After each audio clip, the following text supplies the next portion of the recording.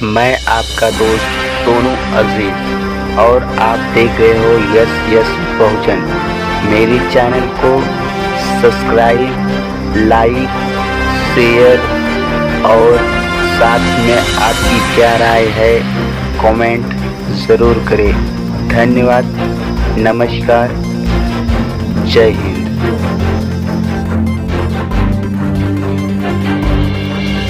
क्रांतिकारी जय भीम। सबसे पहले तो मैं आप सबको धम्मचक्र प्रवर्तन दिवस की शुभकामनाएं देता हूं। आज ही के दिन तथागत बुद्ध ने पंचवर्गीय भिक्षुओं को वो ज्ञान दिया जिसको पाने के लिए उन्होंने बहुत कठिन तपस्या की थी। तो वो ज्ञान क्या था वो तो भंतु जी और भंडारी जी बता चुके हैं, मैं उसको रिपीट नहीं करूंगा। लेकिन एक बात जरूर कहूंगा, तथागत बुद्ध का मार्ग करुणा का मार्ग है, शांति का मार्ग है, मानवता का मार्ग है, प्रेम का मार्ग है। लेकिन कहीं हमारे बीच से करुणा खो गई है, प्रेम खो गया है। हम लोग आपस में भी लड़ने लगे हैं, बहुत जल्दी गुस्सा हो जाते हैं। और उपासक को छोड़ो, हमारे बौद्ध भिक्षु भी बहुत जल्द गुस्सा हो जाते हैं। ये आचरण बुद्ध के धर्म के विपरीत है। मैं आप सबसे निवेदन करता हूं, आप लोग अपने अंदर करुणा लाइए, प्रेम पैदा कीजिए। और प्रज्ञा पर आधारित ज्ञान की बात बुद्ध का धर्म कर रहा है। लेकिन कहीं न कहीं हमारे बीच भी कट्टरपन बढ़ रहा है। कट्टरपन बुद्ध धर्म की निशानी नहीं है। भारत की पहचान पूरे दुनिया में बुद्ध से है, क्योंकि पूरी दुनिया को शांति और मानवता का मार्ग बुद्ध ने दिया। आज कल से मैं थोड़ा चिंतित हूँ। 3 दिन मुझे सोए हुए हो गए। मैं लगातार पूरे देश में भ्रमण कर रहा हूँ। आप लोग जो फेसबुक सोशल मीडिया पे जुड़े हैं वो देखते होंगे। एक वीडियो कल मैंने देखा जिसमें एक नकली साधु जो साधु के भेष में है वो कह रहा है कि हिमालय का रीजन जो है वो हमारा देवालय है। हम हिमालय रीजन में, हिमालय रीजन का मतलब हो गया उत्तराखंड, हिमाचल और जम्मू और कश्मीर, सिक्किम, लेह लद्दाख। वो कहता है कि ये हिमालय रीजन हमारा देवालय है। इस देवालय में हम किसी भी हिंदू से अलग किसी और को रहने नहीं देंगे। वो पैरेलल आर्मी बनाने की बात कर रहा है, वो मारकाट मचाने की बात कर रहा है। वो कह रहा है कि मैंने काली सेना बनाई है। हिंदू को छोड़कर उसने स्पेशली कहा चाहे बौद्ध ही क्यों ना हो, उनको भी हम यहाँ रहने नहीं देंगे। मैं ऐसे मूर्ख लोगों को कहना चाहता हूँ, पूरे दुनिया में तो भारत की पहचान बुद्ध के देश के रूप में है। अरे सच को जितनी जल्दी जान लोगे उतना ही पूरे देश के लिए कल्याणकारी होगा, मानवता के लिए कल्याणकारी होगा। म्यांमार से लेकर ईरान तक जहां भी खुदाई होती है केवल और केवल बुद्ध के अवशेष निकलते हैं। 2200 कुछ गुफाएं पूरे देश में हैं। 2000 से ज्यादा गुफाओं में केवल बुद्ध के अवशेष मिले हैं। जितने भी भारत के पुराने मंदिर हैं, म्यांमार के, अफगानिस्तान के, बांग्लादेश के, पाकिस्तान के, ईरान के जितने भी पुराने मंदिर हैं, उनको जब हम देखते हैं, रिसर्च करते हैं, तो पाते हैं कि वो सारे पुराने मंदिर वो बुद्ध के हैं। तो बुद्ध को मिटाने की सोचने वाले खुद मिट जाएंगे। मैं उनकी जैसी नफरत वाली भाषा तो नहीं बोल सकता, मैं उनको मिटाने की बात तो नहीं कर सकता, पर इतना जरूर मैं विश्वास के साथ कह सकता हूं कि पूरी दुनिया बुद्ध की ओर चल पड़ी है। तुम भी जल्दी अपनी बुद्धि को स्वस्थ करो, आना तो तुम्हें बुद्ध की शरण में पड़ेगा, वरना तुम्हारा विनाश निश्चित है। साथियों, बहुत जल्द भारत ही नहीं, भारत के आसपास के सभी देश इसीलिए बुद्ध की तरफ जा रहे हैं क्योंकि सबको पता चल गया है, खुदाई ने सब अवशेषों में साबित कर दिया है, पूरा मध्य एशिया तो बुद्ध के धम्म का केंद्र बिंदु रहा है। अभी आने वाली 10 सितंबर को जयपुर में राजस्थान के अंदर राष्ट्रीय बौद्ध सम्मेलन हो रहा है, जिसको मिशन जय भीम, भारतीय बौद्ध महासभा, बुद्धिस्ट पार्टी ऑफ इंडिया, तमाम अपने अम्बेडकरवादी संगठन मिलकर कर रहे हैं। एक पूरा स्टेडियम बुक किया है। आपको बताकर अपार खुशी हो रही है, 50,000 से ज्यादा लोग राष्ट्रीय बौद्ध सम्मेलन में भाग लेने 10 सितंबर को जयपुर आने वाले हैं। दूसरा कार्यक्रम जो हम 14 अक्टूबर को 1 लाख लोगों का राष्ट्रीय बौद्ध सम्मेलन व बहुजन समाज अधिकार सम्मेलन गुजरात के अहमदाबाद में करने वाले थे।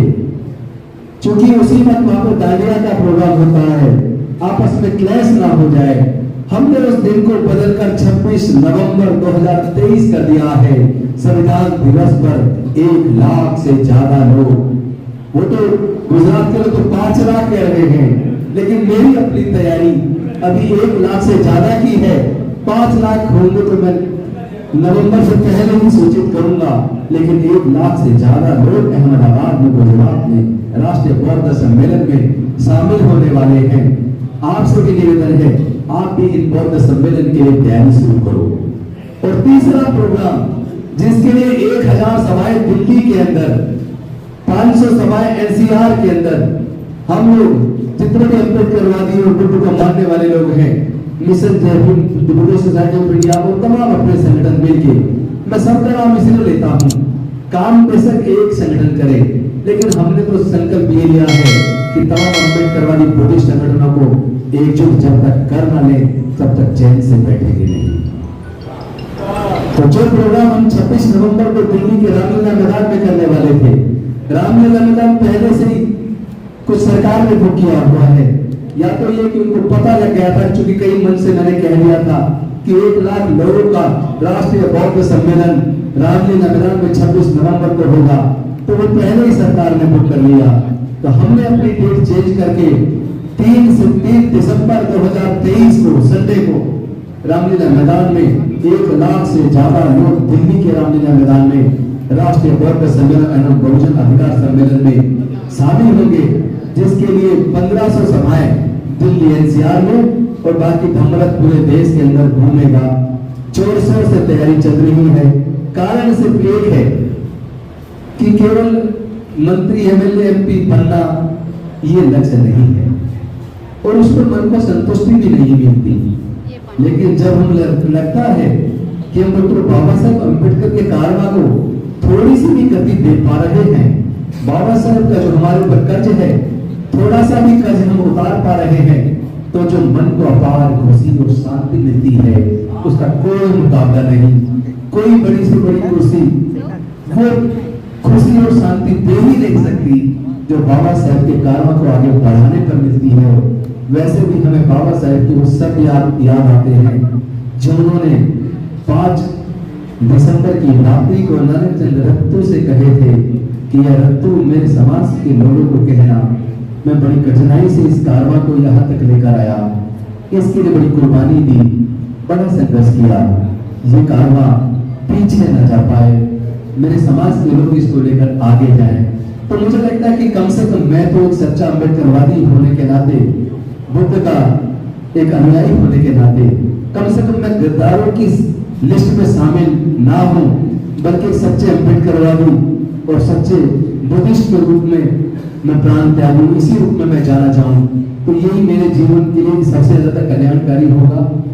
मैं आप सबको आज पुनः धम्म चक्र प्रवर्तन दिवस की शुभकामनाएं देता हूं और निवेदन करता हूं कि ये चीज के लिए आपकी सहमति चाहता हूं।